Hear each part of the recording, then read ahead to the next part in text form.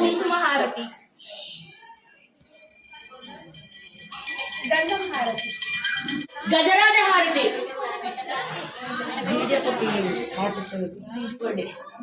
ముత్యాల హారతి, తామర గింజల హారతి, ద్రాక్ష హారతి, పూల హారతి, గాజుల హారతి, పాడాల హారతి, ఖర్జూర హారతి,